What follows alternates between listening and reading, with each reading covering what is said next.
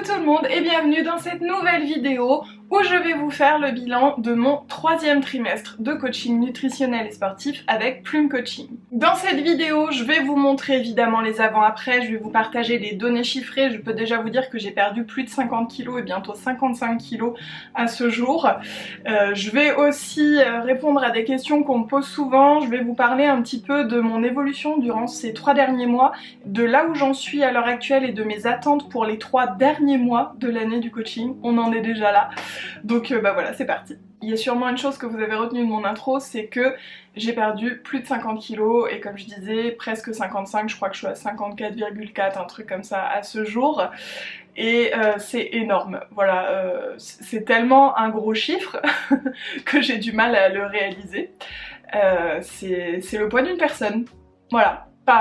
Enfin, il y a des personnes de tout poids, hein, mais il y a des personnes qui font ce poids-là. Donc c'est ce que je me dis, j'ai perdu une personne. Au bout de 9 mois, j'ai accouché d'un mini-mois. Pour rappel, si vous n'avez pas vu les autres vidéos, évidemment je vous invite à les regarder. J'ai fait une vidéo au départ du coaching, donc c'était en mars. J'ai fait une vidéo 3 mois après et 6 mois après. Je fais une vidéo tous les 3 mois, donc vous l'aurez deviné, j'en ferai une dans 3 mois à nouveau. J'ai commencé en février, il me semble, genre le 1er février, tout le mois de février, un rééquilibrage alimentaire toute seule, durant lequel j'avais perdu un petit peu de poids. J'avais commencé à 155,1 kg, donc c'est mon poids de référence pour dire que j'ai perdu plus de 50 kg. Mais le coaching, je l'ai commencé le 1er mars. Donc en fait, avec le coaching, à ce jour, j'ai quasiment perdu 50 kg. Je crois qu'on est à 49 ou quelque chose comme ça. Et avec le mois en plus, où moi j'avais commencé avant, on est au 55, 54,4. Ne pinaillons pas. Je m'attarde forcément sur cette donnée parce qu'elle est non seulement impressionnante, mais aussi très symbolique. Puisque à ce jour, pour atteindre mon objectif de sauter en parachute, encore une fois si vous n'avez pas vu les vidéos je vous invite à les regarder, c'est pour avoir plus de liberté, pour pouvoir faire tout ce que je pensais ne jamais pouvoir faire en fait, que je fais ce coaching et que je fais cette transformation. Donc pour pouvoir réaliser un saut en parachute il faut faire maximum 90 kg, j'ai même entendu 80 pour les femmes suivant certains oui dire. Donc voilà, ce que je me dis c'est que là à ce jour je suis à 100 kg, je suis à 10 kg de pouvoir sauter en parachute. Je me suis dit ça récemment, j'avais pas tilté. Voilà, donc je vais revenir un petit peu là-dessus sur les attentes forcément des 3 prochains mois, etc. De mon objectif, tout ça. Mais je voulais commencer par ça parce que c'est vraiment un vecteur d'évolution quoi. Puisqu'on est dans les données chiffrées, on va continuer comme ça, ce sera fait. Donc j'ai perdu en termes de mensuration 56 cm de taille, donc 6 cm de plus qu'il y a 3 mois. Donc vous voyez comme ça change en fait, parfois je perds énormément de centimètres et pas énormément sur la balance, et puis parfois c'est l'inverse. Sur les épaules, le tour d'épaule 26 cm, les cuisses 17 cm, les bras 15 cm et les mollets 7,5 cm. Pour ce qui est de ma taille de vêtements, en janvier-février je faisais un 54-56, à l'heure actuelle je fais un 46, je pense, parce que ça change tout le temps, donc c'est très difficile de savoir, sachant que vous avez pu le voir notamment dans ma vidéo haul chez différentes marques, parfois je prends du L, parfois je prends du S, parfois je prends du double XL, voilà, il faut essayer les choses. Encore une robe là que je suis allée essayer chez H&M, je me suis retrouvée avec le XL trop grand, le L trop grand, du coup j'ai pris le M et c'était la bonne taille. Donc voilà, ne nous arrêtons pas aux tailles. Pour illustrer ces données chiffrées, je vais vous montrer des photos, vidéos avant-après, tout ça. C'est encore une fois, quand je présente les avant-après, je le répète, je sais c'est pénible pour tous ceux qui ont compris, mais je me dis qu'il y a toujours des gens pour qui c'est un peu difficile.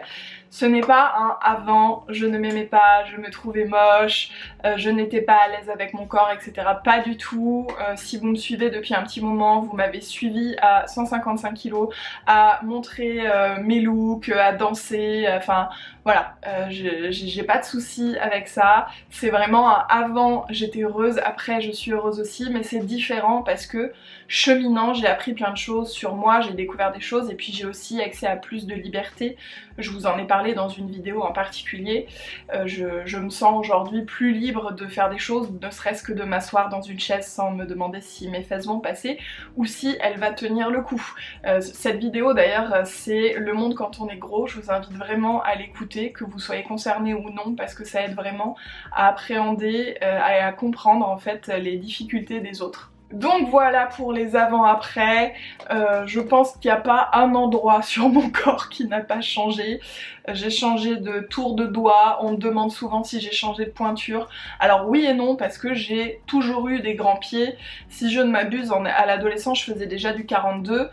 Donc voilà, je pense normalement à 43, mais les pieds étant plus larges, j'ai basculé sur le 44.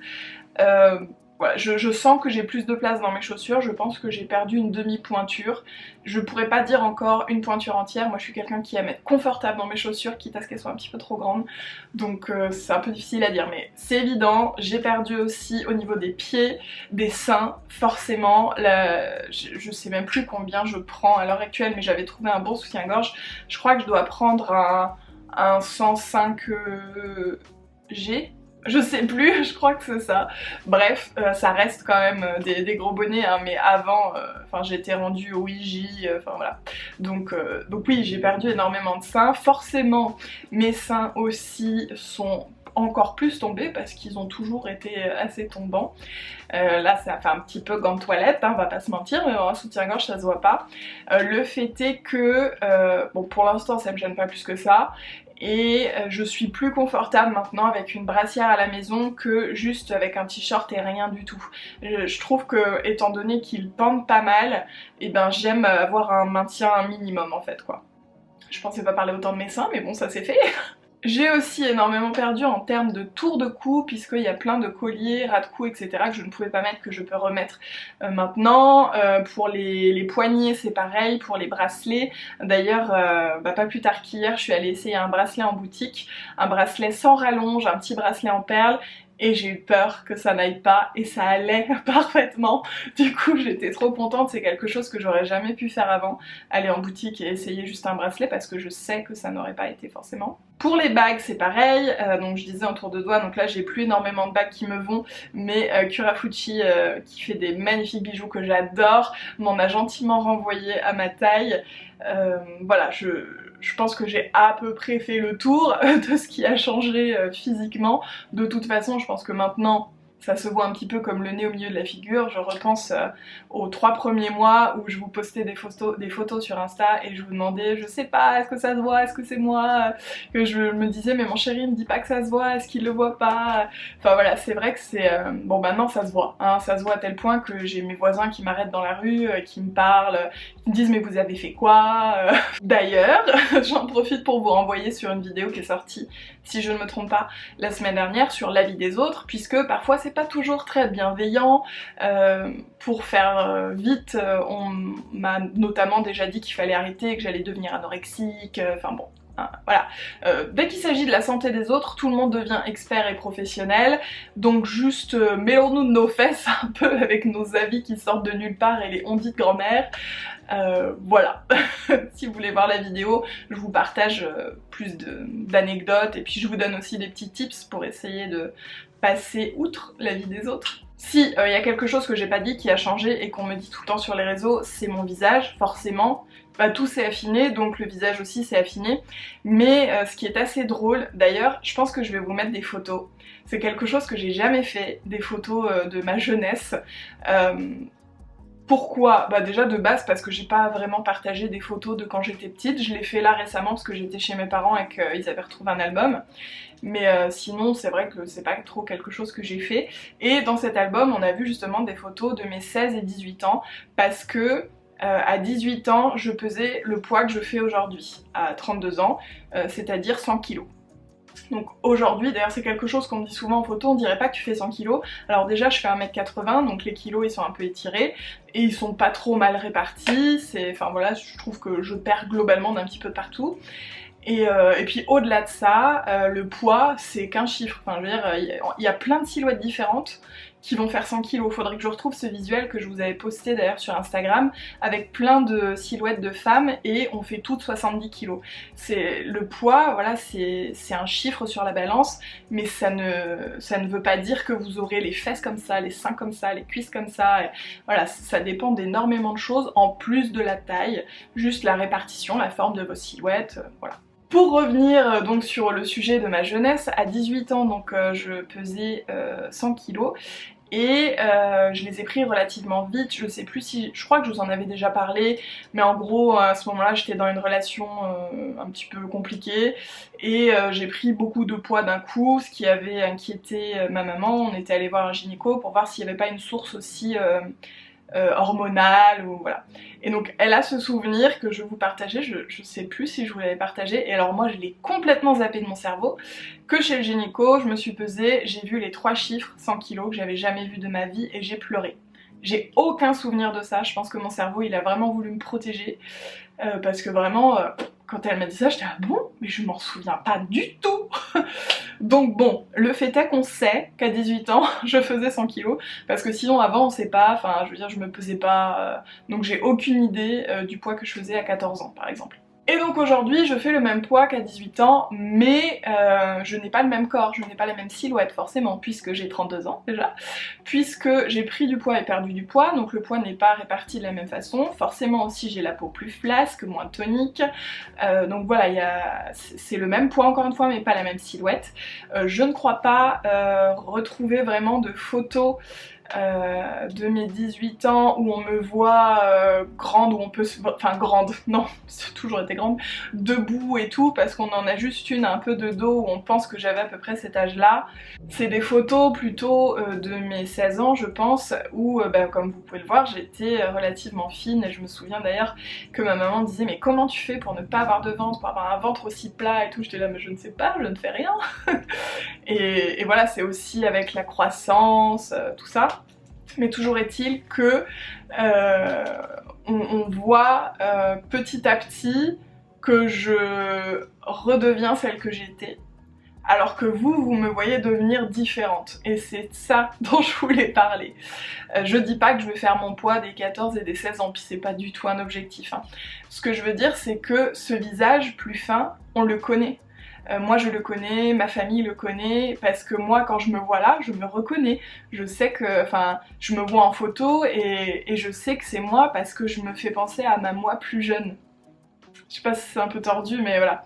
Alors que tous ceux qui ne m'ont pas connue plus fine, et ben du coup découvrent en fait ce visage, et j'imagine que pour toutes ces personnes, dont vous pour le coup, ça doit faire un petit peu étrange parfois, enfin c'est normal, je veux dire, forcément ça change quoi, et donc je le comprends tout à fait, mais le fait est que je pense que quand même, enfin si vous me suivez au quotidien, toutes les semaines, ça s'est fait quand même assez progressivement, puisque c'était à peu près 5 kg par mois, donc j'ose espérer que je ne vous choque pas, à moins que vous n'ayez pas vu de vidéo depuis l'année dernière, que vous arriviez bonjour, et forcément petit choc quoi. C'était pour faire une parenthèse aussi liée à la vie des autres et tout, parce que je peux comprendre que ce soit particulier en fait, tout simplement, d'assister au changement d'une personne qu'on a l'habitude de voir régulièrement. Par exemple, moi il y a des gens que j'ai pas vus depuis le début du coaching, je pense que quand je vais les voir, ça va leur faire un petit choc quand même, parce que ça fait longtemps quoi. Donc je comprends. Voilà, je comprends certaines réactions parfois. Par contre, ce que je ne comprends pas, c'est qu'on me donne son avis sur la question. Il y a déjà eu, par exemple, je te préférais avant. Bah en fait, garde ton avis pour toi, parce que le fait est que je ne change pas pour toi. Ce que je fais, ma transformation, c'est pour moi. Et il n'y a pas de je préférais avant, je préférais après. C'est le corps, il change dans la vie en plus, et je m'aime toujours. Voilà. Donc... Bref, c'était la petite parenthèse sur la vie des autres. Sinon, autre chose que je voulais aborder avec vous d'extrêmement important, c'est quelque chose que moi j'ai mis un petit peu de temps à comprendre et que j'ai bien compris avec ma coach. C'est quand ça s'est mis à changer en termes de résultats sur, je crois que c'était le 8e mois, où vraiment ça a commencé à fortement ralentir. Avant ça, je perdais tout le temps 5 kg par mois. Genre tous les mois, réglé comme une horloge, que je fasse du sport, que j'en fasse pas tous les mois 5 kilos. Ce qui fait que quand ça fait ça pendant 7 mois, et que le 8e mois, bah on perd pas 5 kilos et on perd moins peut-être de centimètres et voilà, ça ralentit en fait tout simplement. Bah sur le coup je me suis dit mais qu'est-ce que j'ai mal fait, pourquoi ça a changé?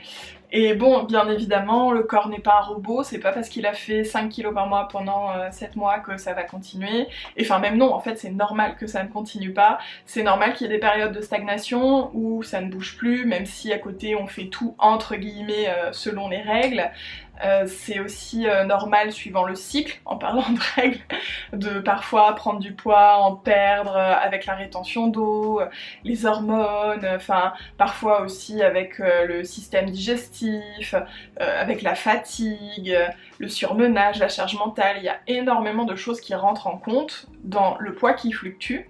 On peut, me disait ma coach, se pesait tous les jours et elle l'avait fait pendant une période, et tous les jours on ne va pas faire le même poids tout simplement parce qu'il y a énormément de facteurs. Et c'est pour ça que le poids n'est pas un indicateur à prendre en compte seul, puisque tout simplement ça varie trop, ça varie tout le temps. C'est pour ça que ça ne sert à rien de se peser tous les jours, c'est pour ça que ça ne sert à rien de faire une fixette sur on a pris 1 kg, 2 kilos, ou on en a perdu 1 ou 2. C'est normal d'avoir une fourchette en fait de va-et-vient quoi, tout simplement. Donc voilà, je voulais parler de ça parce que moi c'est quelque chose sur le coup où je me suis dit qu'est-ce que j'ai mal fait, et je voulais vous le dire avec vous parce que c'est pas tout le temps genre ah, trop bien voilà, forcément moi aussi je me pose des questions, c'est quelque chose que j'ai jamais fait de ma vie, ce que je suis en train de faire, hein, donc beaucoup de nouveautés, puis mon corps a complètement changé, donc beaucoup d'ajustements aussi. Et voilà, je trouvais ça important d'insister sur le fait que les données chiffrées, je vous les donne parce que, comme je vous disais, c'est des points de repère aussi, mais il n'y a pas que ça. Et au-delà de ça, il y a aussi toute cette période-là qui arrive, qui est en train de s'installer. Ça a été aussi le cas pour le 9e mois, où ça ralentit tout simplement, parce que mon corps n'a plus 50 kilos de plus. Voilà, si vous pesez 70 kilos, vous n'allez pas en perdre 50. Et bien voilà, le corps il ralentit au fur et à mesure, en tout cas c'est comme ça que le mien réagit. Après ça dépend de chacun, vraiment c'est un parcours unique parce que le corps réagit de façon différente pour tout le monde. Tout ça pour dire que donc depuis 2 mois maintenant, je suis entrée dans une période de ralentissement où parfois sur une semaine il va y avoir une stagnation, ou même parfois il va y avoir une légère prise de poids. Et puis la semaine d'après il va y avoir une grosse perte de poids. Et puis ensuite ça va stagner et ça va revenir. Et voilà, c'est quelque chose de beaucoup moins linéaire et robotique entre guillemets que tous ces premiers mois de coaching, et c'est tout à fait normal. Et je pense que ça va aller de plus en plus dans ce sens, étant donné que là j'ai plus que 3 mois de coaching sur l'année. Justement, pour revenir sur mes attentes sur ces 3 derniers mois, eh bien mon objectif numéro 1 c'est de pouvoir sauter en parachute, donc c'est évidemment de réussir à atteindre ces 90 kilos et du coup trouver aussi un centre, je sais pas trop comment ça s'appelle, une école de parachutisme, j'en sais rien, qui accepte de me faire sauter en tant que femme à 90 kilos, puisqu'apparemment c'est pas partout le cas. Donc voilà. Après, on verra bien. Ça peut très bien ne pas fonctionner. Peut-être que mon corps ne voudra pas descendre en dessous de 95 ou j'en sais rien. Peut-être qu'il voudra descendre plus et peut-être que je finirai à moins de 90 kg. C'est tout à fait possible. Peut-être qu'il faudra que je continue un peu plus le coaching. C'est possible aussi. Soit parce que mon corps s'est encore plus ralenti et que ça prend plus de temps. Soit parce que j'en ai envie, je sens qu'on peut aller plus loin, soit parce que j'aurais besoin aussi de plus de temps, d'une petite rallonge pour mettre en place une période de stabilisation. Peut-être qu'on n'aura pas le temps de le faire dans les 3 derniers mois. Tout ça pour dire que peut-être que le coaching s'arrêtera, donc le 1er mars, et peut-être aussi qu'il continuera un peu en fonction de mon corps tout simplement, de mes envies, de mes besoins. Je suis prête, néanmoins, à me dire que peut-être que je n'arriverai pas à sauter en parachute. Évidemment, je serai déçue, on va pas se mentir. Mais je sais aussi que si ça ne fonctionne pas, que si je ne peux pas le faire, eh bien je sais que j'aurai tout essayé pour. Et surtout, je sais que le chemin est encore plus important que la destination et que ça m'aura énormément appris, énormément apporté. Donc vraiment, je me fais pas une fixette absolument dessus, c'est un objectif, mais c'est ok si j'y arrive pas. Et c'est ok aussi si finalement il faut absolument que je fasse 80 kg pour sauter et que j'y arrive pas. Et c'est ok s'il faut que je fasse 80 kg pour sauter et que j'y arrive. Voilà. Donc dans tous les cas, c'est ok, j'essaye et on verra bien. Donc voilà, pour mes attentes sur les 3 prochains mois. Autre chose que je voulais vous dire, c'est que je me rends compte que je me suis énormément habituée à mon corps. Parce que quand je vois les photos avant-après, alors pas comme avant, il y a eu un moment je me reconnaissais plus avant. Et maintenant si, je me reconnais bien avant-après, mais je suis très dans mon corps à l'heure actuelle, je sais pas comment dire, mais j'ai vraiment conscience de mon corps. Il y a eu des périodes de changement où je savais plus trop, je sais pas comment dire, genre les limites de son corps. Vous voyez quand vous passez, ah pardon j'ai un truc dans l'œil, quand vous passez entre 2 voitures par exemple, voilà, il y a eu des moments comme ça où je savais plus trop dans quel corps j'étais, est-ce que là je passais entre les voitures, est-ce que mes fesses passent dans cette chaise. Il y a toujours des petites périodes de doute comme ça, comme je vous disais avec le bracelet par exemple, mais c'est plus des choses que j'ai jamais testées depuis que j'ai changé. Donc par exemple l'avion, je sais que quand je le reprendrai forcément je vais me poser la question de comment ça va se passer. Et il y a autre chose que je voulais vous dire, c'est que donc à l'heure actuelle, comme je vous disais, je fais 100 kg. Et je suis donc en obésité modérée, je crois que c'est comme ça que ça s'appelle, selon l'IMC. Encore une fois, l'IMC n'est qu'une donnée en plus de mesure. Comme je vous ai déjà dit, l'IMC ne différencie pas la masse graisseuse de la masse musculaire. Donc on peut avoir un IMC en obésité en étant une masse de muscle. Donc voilà, c'est assez aléatoire. Donc là je suis en obésité modérée et je ne vais pas tarder, c'est-à-dire à 97 kg, je serai en surpoids. 2 choses à propos de ça. La première, comme je vous disais, ça arrive assez souvent sous mes photos quand il y a mention du poids, donc notamment les photos de points de coaching tous les mois sur Instagram. Si vous me suivez pas, allez-y, parce que du coup je fais un point tous les mois et pas tous les 3 mois. Et bien on me dit souvent qu'on dirait pas que je fais 100 kg. Donc je voulais aussi dire qu'à l'heure actuelle, avec mes 100 kg, mon 1m80 et ma silhouette telle qu'elle est, je suis obèse. En obésité modérée, mais obèse selon l'OMC. Donc je trouve ça important de le dire, parce que, outre le fait que l'IMC, voilà, comme je vous ai dit, c'est un peu aléatoire, il y a aussi la perception des gens et le poids des mots. Et je pense que pour les gens pour qui l'IMC c'est genre la seule information primordiale, comme parfois, on va pas se mentir, chez certains médecins, si ils calculent votre IMC, ils vont dire « Ah madame, va falloir perdre tant de poids ». Alors que peut-être que là, à l'heure actuelle, dans votre corps, vous êtes en super bonne santé, vous êtes très bien, peut-être aussi que vous pouvez pas changer, ou enfin voilà. Mais toujours est-il que c'est hyper important, je trouve, de pas s'arrêter à ça. Et c'est aussi autre chose que je voulais vous dire, c'est que personnellement, donc ça fait depuis mes 18 ans, je suis très mauvaise en calcul, j'ai 32 ans. Ça fait donc 14 ans que je suis, peut-être même plus du coup, que je suis en obésité. Je suis passée par l'obésité modérée, l'obésité sévère et l'obésité morbide quand je faisais 155 kg. Donc évidemment, quand je vais en sortir et être en surpoids sur l'IMC, c'est assez symbolique pour moi.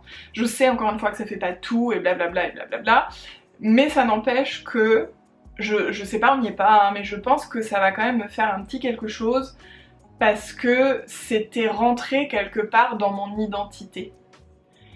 J'étais comme ça et je serai toujours comme ça, et du coup c'est ok, c'est pas un gros mot, hein, c'est comme gros, obèse, tout ça c'est pas des gros mots, ce sont que des adjectifs. Mais c'était rentré dans mon identité, donc c'est quelque chose que je vais faire sortir de mon identité. Et donc là on n'y est pas encore, je vous en parlerai je pense lors de la prochaine vidéo dans 3 mois, mais je sais par avance que c'est quelque chose voilà, qui sera assez symbolique quoi.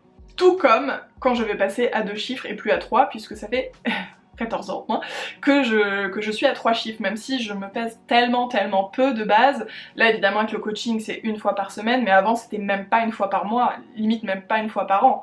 Donc voilà, je sais que c'est pareil, quand ça va passer en dessous des 100, ça va me faire un petit quelque chose, je vais pas vous mentir, même si c'est qu'un chiffre, c'est qu'une donnée, ça fait pas tout, et peut-être que la semaine prochaine j'aurai repris 1 ou 2 kilos, j'en sais rien. Mais ça n'empêche que je sais, en toute honnêteté que voilà, c'est symbolique et ça me fera petit quelque chose, c'est sûr. Et je vais finir sur un sujet un petit peu plus léger qui est le shopping. À l'heure actuelle, je peux shopper dans les magasins standards, mais pour vous dire la vérité, je ne le fais que très peu. Je n'ose pas en fait, c'est par habitude. J'ai tellement shoppé dans le petit rayon grande taille durant des années que voir que tous les magasins sont ouverts d'un coup, bon c'est faux, hein, s'il y a des magasins... je pense que ça doit être compliqué, mais voilà, c'est genre trop de trucs d'un coup et j'ose à peine sortir de ma petite zone de confort. Donc voilà, ça se fait petit à petit, mais c'est pareil, ça c'est des habitudes de vie qui sont en place depuis très longtemps, ça prend du temps à changer. Toujours est-il que je suis... Est-ce que je suis contente ? Si, je suis un peu contente forcément parce que bah, y a plus de choix, mais comme je vous ai dit, en vrai, je m'en rends pas trop compte encore à l'heure actuelle. Voilà. Et puis bah forcément je suis obligée de changer de vêtements très souvent, au moins tous les 2 ou 3 mois je suis obligée de changer quasiment tout. J'ai le vide-dressing sur Oxyme Club qui n'est plus dispo puisqu'ils ont fermé, donc autant vous dire que je suis envahie de vêtements. Certes il y a Vinted, mais vous vous rendez pas compte, toutes les pièces ça me prendrait une éternité, donc je sais pas, je cherche une solution à l'heure actuelle que je n'ai pas encore trouvée, si ce n'est mettre mes vêtements à la cave. Voilà, mais il va falloir que j'arrive à faire un vide-dressing, peut-être avec de l'aide, parce que vraiment là, je sais pas comment vous dire, le nombre de trucs c'est impressionnant. Mais du coup il y en aura pour plusieurs tailles, puisque bah au fur et à mesure, vous voyez, tous les mois, 2 mois, 3 mois, etc. il y a des choses qui ne vont plus et qui sont en super état du coup, hein, parce que pas beaucoup portées. Donc si vous avez des idées, si vous connaissez des gens qui peuvent m'aider, je sais pas si ça existe des professionnels qu'on peut payer pour genre envoyer toutes nos fringues et puis qui s'occupent de les prendre en photo, de les envoyer, tout. Franchement c'est vraiment ça qu'il me faudrait parce que là dans mon emploi du temps je peux pas caser de tout mettre sur Vinted et tout, là c'est vraiment pas possible. Donc voilà, éventuellement si vous connaissez un truc. Si vous avez des questions sur le coaching, sur tout ce que je vous ai raconté là, n'hésitez pas à les laisser en commentaire, j'y répondrai bien sûr. Moi j'avais déjà repéré quelques questions auxquelles j'ai répondu dans cette vidéo, donc j'espère que j'ai été claire. Et puis bah, évidemment je vous dis à dans 3 mois pour la suite de cette petite série de vidéos. Et puis bah, je vous dis à la semaine prochaine pour une nouvelle vidéo. Je vous fais des gros bisous.